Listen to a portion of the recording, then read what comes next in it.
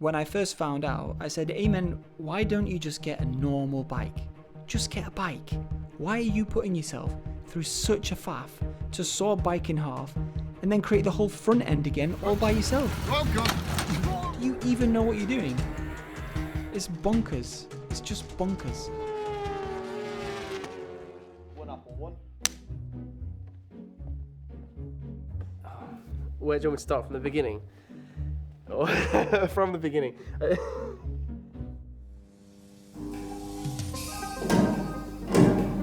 When I have an idea in my head, I'm unstoppable. I will not stop. Like you can't write what Aymen's going to do next. Really clever engineer, but a bit of an idiot. He always wanted to do things differently. So, my name's Aymen Al-Shawi, and I'm a 26-year-old mechanical engineer. My bike is a 2003 Yamaha R6 with a bespoke, one-of-a-kind suspension system which I designed and built myself. Instead of buying a perfectly working bike that's been designed and built by thousands of Japanese engineers, you can do better than them, Aymen. Don't do that. Just buy one, chop it in half, and make your own one. I thought that would be a great idea. So that's what I did.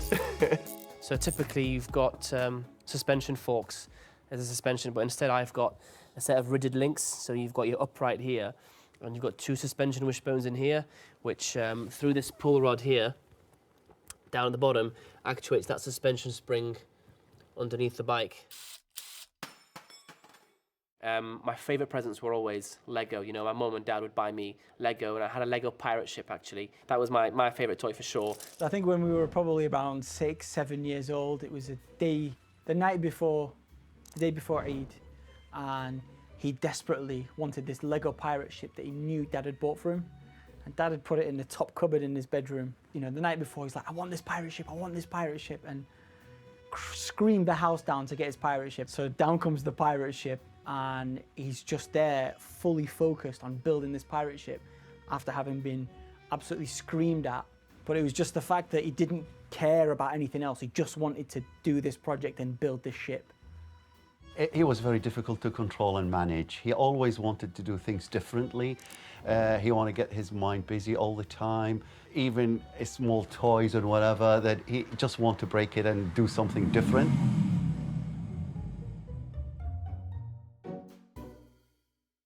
So just to highlight, the differences between this one and normal R6 is the front suspension, and then the components have had to change because of it. So your whole steering setup here is different.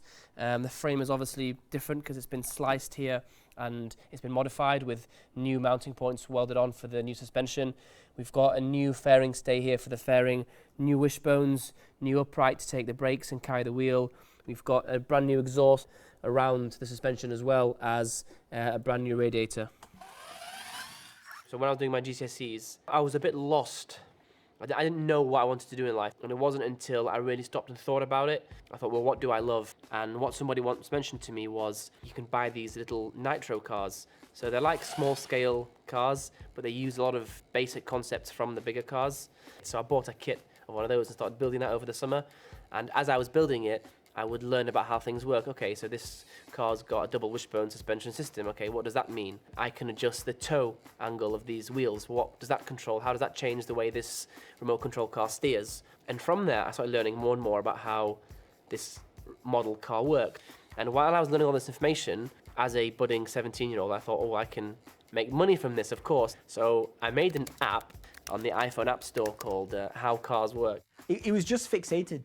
Very similar with that pirate ship, you know, he wanted to do that pirate ship. Same with this app, he just had it in his head. He got that, you know, the idea in his head. I want to do an app, it's got to be about cars, I love cars. But I think, to be honest, that probably is one of the starting points for where he's at now. The roots really were when he started out on that app. But I just remember he's like, Dad, buy me a Mac, Dad, buy me a Mac, Dad, buy me a Mac. And he's persistent, and I want it, I need that Mac, I need the Mac. Yeah, absolutely. I wanted to test him, and I said, what is exactly why you want to do it? Are you serious about it? Write me a business plan. And I looked at the business plan. It's quite really nicely written, structured. And I said, okay, you convinced me. After a few months, the app was loaded on the Apple store. and it's downloaded by quite a lot of people, and he receives checks on a weekly basis, which is quite good. You know, make me proud of him. But it was all about cars, and bikes had not entered the picture at this point. So I thought, well, what do I want to do when I'm older? Obviously that was engineering. So I changed my A-level subjects to add physics into it to make sure that I could get a place studying engineering at university. So obviously my dad sat me down and had a stern talk to me. I can't remember. The only thing I can remember is really what shocked me is when one day he came back from school and he said, I'm dropping chemistry, I'm taking physics. I said, I can't do that halfway through. He said, no, I'm doing it. But, you know, he managed, and he got, in 1 year he completed that successfully, and he got a grade A in physics. So he's been like that all his life, I guess. I got an A-star. Oh, well, A-star. When I got to university, they had this, they do something at the university called Formula Student, which was a project that I was a part of, where you design and build a single-seater racing car. So obviously as soon as I got to university, I thought, okay, we're going to build something real now. I was in the workshop, stupid hours. I was doing, you know, 50, 60, 70 hours a week. So I didn't attend lectures at all. Now that was shocking, really, because, you know, as a professor at Salford University, I spent 28 years of my life there. We're expecting students to be there, and we'll have an interaction with the students. That's the way they learn. And I said, how are you going to pass your exams? How are you going to pass these years? And he said, don't worry, I'm okay, I'm fine. And I thought he's going to lose. He goes to university and we think he's in lectures, right? But he's not, right? Turns out he's in this little dingy workshop with Alan or whoever it is, and he just sits there 24/7 on Formula Student. We think he's getting on all right with uni, turns out, but it definitely turns out he wasn't. My name's Alan. Used to work at the University of Manchester, which is where I met Aymen. To be totally honest, when he was in uni, he was a bit of a nerd. He was your skinny, straight haircut, glasses, sort of geeky lad. So as an extracurricular thing, alongside the degree, they make a race car, which they go and race at Silverstone once a year. So Formula Student is a competition for university students to design and build a single-seater racing car. And one key thing about these cars is that they are powered by motorbike engines. And guess which motorbike engine powered our Formula Student car? It was a 2003 Yamaha R6,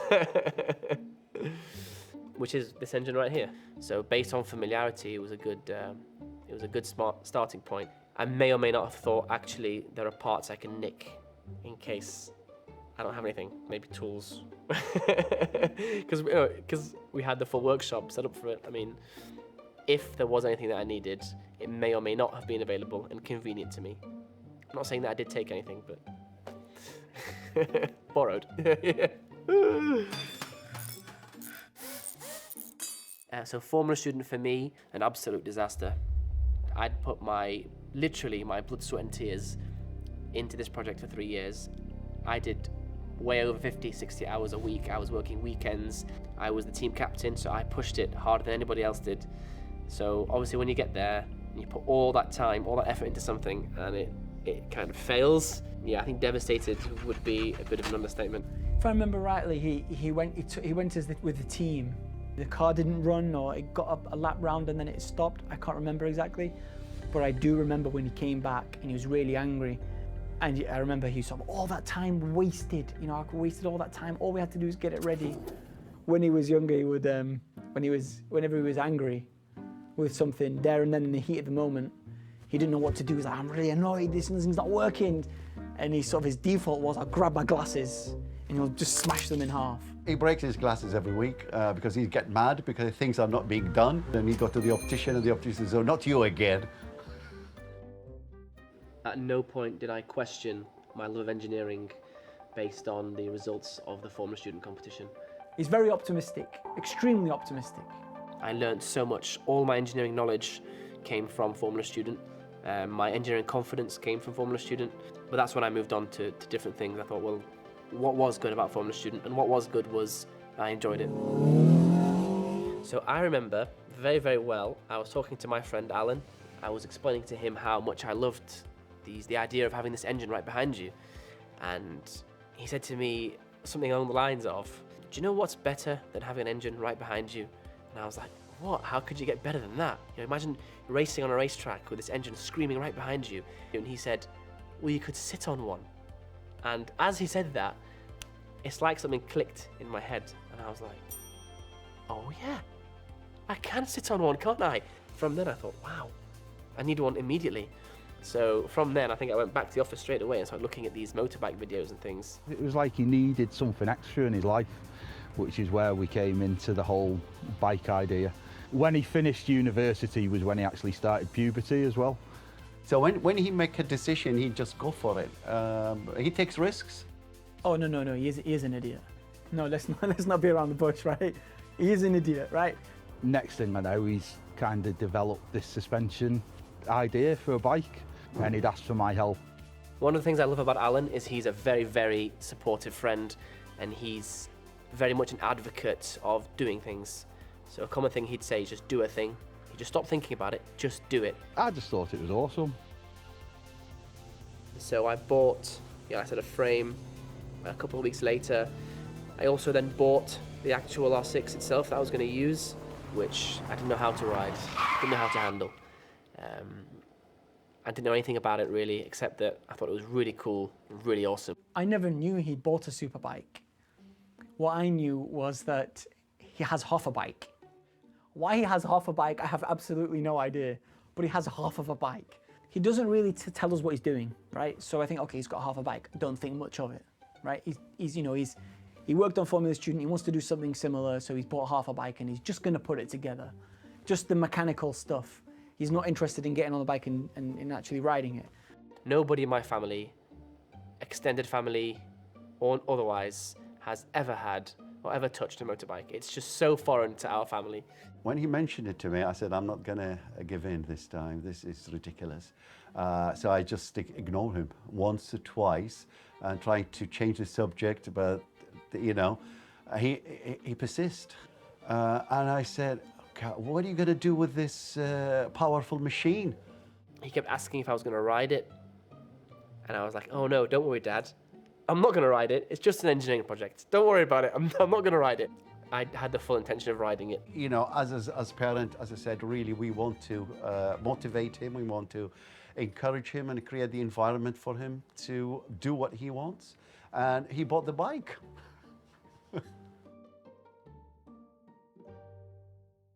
When I first found out, I said, why don't you just get a normal bike? Just get a bike and ride it, right? Why are you having all this faff to cut a bike in half and then, create the whole front end by yourself again?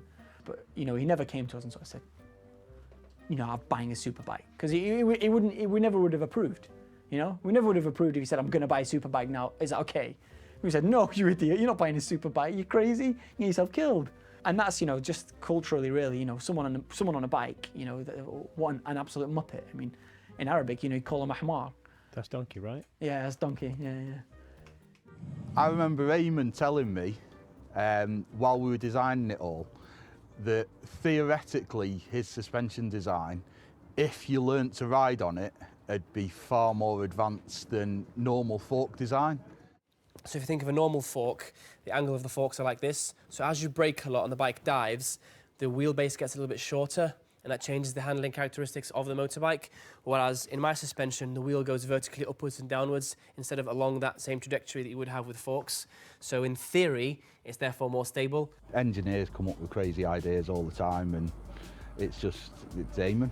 Whereas most people would be playing Call of Duty on their Xbox or something, he was researching motorbikes and drawing stuff up on SolidWorks. So I'd already bought a whole bike to use as a donor bike to get the engine from any other components that I needed. Fuel tanks, your wheels, chain, everything was from the donor bike. But I'd also bought another frame separately, which was the frame that I was going to actually hack. So I actually remember, I've got a picture of it, I built the rolling frame in my bedroom. So I took the frame out to the shop to get it milled and machined, took it to the shop to get it welded, etc. But the actual final assembly always took place in my bedroom. And that process took me 1 year. So that was my final year of university, I did that. But the problem was I'd moved at this point down south for my graduate job. which meant that the bike needed a new home. So luckily for me, luckily for me, unluckily for my brother's wife, they just bought a new house, which came with a garage. So by default, oh, bro, can I use this garage to start my bike? He was like, yeah, sure. I was like, will your wife mind? He said, nah, don't worry about it. Just put it in. That was many years ago. We don't talk about it anymore. I'm still married. So this is my brother's garage, where the magic happens. I'd be here for easily 8, 9, 10 hours a day, even through the winter. So yeah, I'd say my brother's very supportive. For that whole year that I was down south, the bike was in my brother's garage.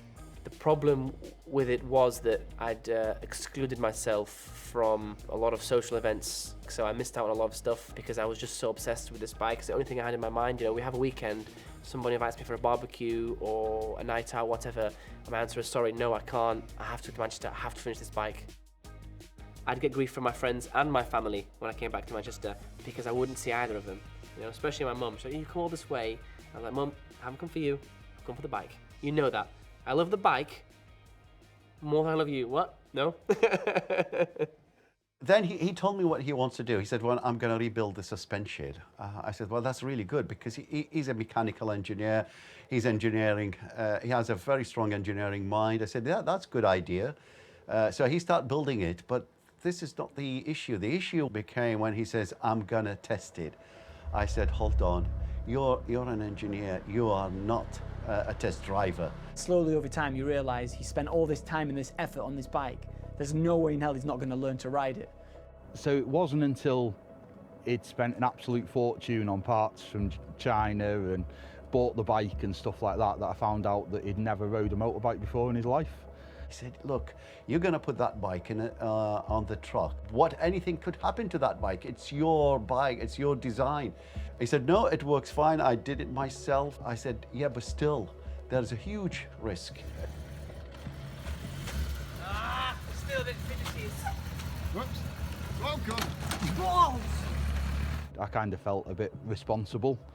I advised him to go and do his CBT test because it's as basic as you can get on riding a motorbike. So he booked his CBT test and he come down to see me in the welding bay the morning of his test, and he was quite nervous. So to set his mind at ease, I said you'd have to be an absolute idiot to fail your CBT. It's compulsory basic training and it's not a test. So I got a phone call at lunchtime saying that he's failed his CBT. At the time I didn't even know how to handle a motorbike, so it was very embarrassing. He went and booked it again and then failed it again. And then on the third time he passed. I was to be honest, concerned about him. Concerned that, are you sure you know what you're doing? So I kind of slowly would mention to them, okay, I'm going to ride it just on a racetrack for now. And I was really worried about at that stage. And we had a big argument. The morning he was going to go on the track to test it the first time with Alan, I put a note under his door in his bedroom. So I from memory, sort of wrote, Aymen, are you sure you know what you're doing? Mum and Dad are clearly very annoyed with you. You don't have to go, you can just forget about it. And I slid it under his door. And I'm pretty sure when he read that, he thought, I'm definitely going now.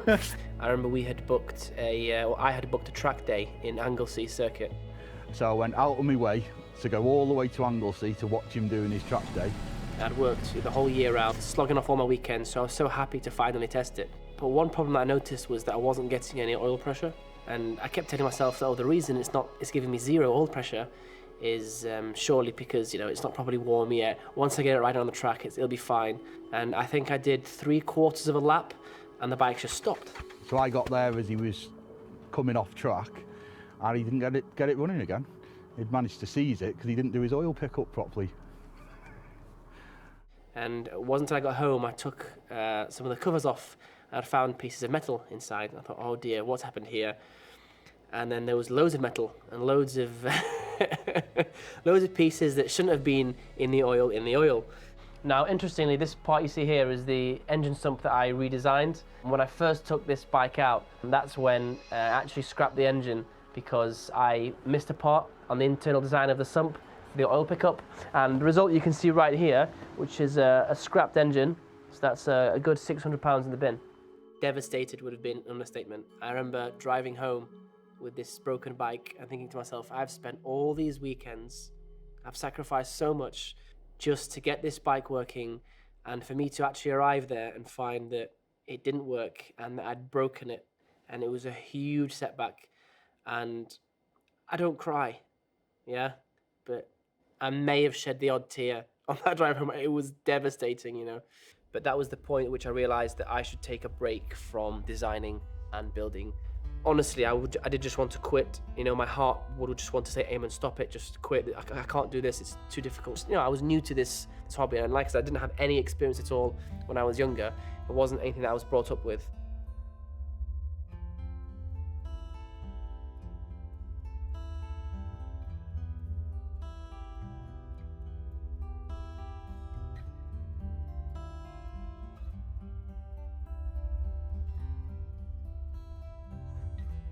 I was at my lowest point, and this was a huge project for me, but I had to be true to myself. I had to think back to all the previous projects that I'd completed, all the times where I'd struggled before, but I made it through. Things like the Lego models which I used to make, the app which I made, finishing my university degree, the Formula Student project, all the successes, all the failures. Everything led to this point. I'd come this far, and I wasn't about to quit now.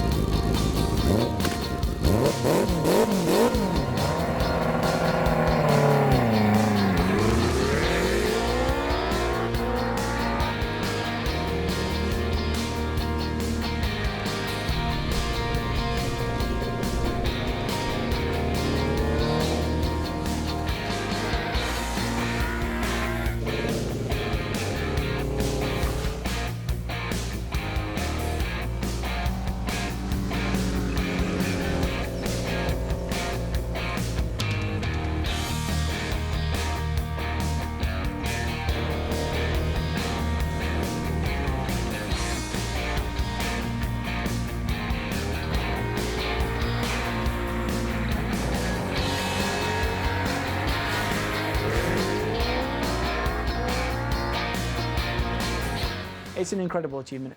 There's probably no one out there who's done what he's done. Yamaha obviously put a lot of money into 100 different design engineers to do little bits. I think he's better than them. Aymen is innovative, creative, persistent. Honestly, bonkers. For me, it's just bonkers. And the only way we learn, the only way we get better, the only way we live is to try new things. But we're all people who, you know, want to move forward, we want to improve, we want to learn, we want to experience. And that's the kind of message that I'd put across to anybody who's thinking about this kind of thing is don't hesitate, just do it.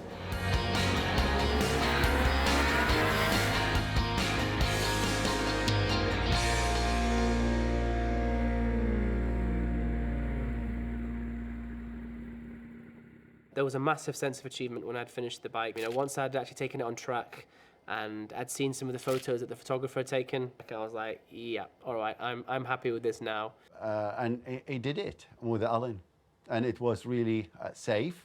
Again, I was on my toes and trying to find out what happened during that time, but it went well. It went well. But he kind of remained, not particularly supportive, wishing I'd done something else, up until the point where I'd finished it and I was noticed by a magazine. And when I got published in the magazine, he kind of switched. It was crazy. It was like a straight switch.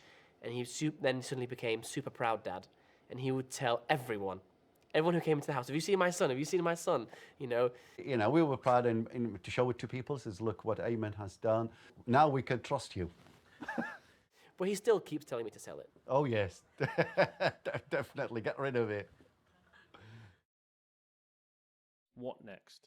Right, so a lot of things would have to align for me to have the time and money to actually do this. but I've always wanted to make a hydrofoil jet ski. It sounds like the sort of idiotic thing Aymen would try and do.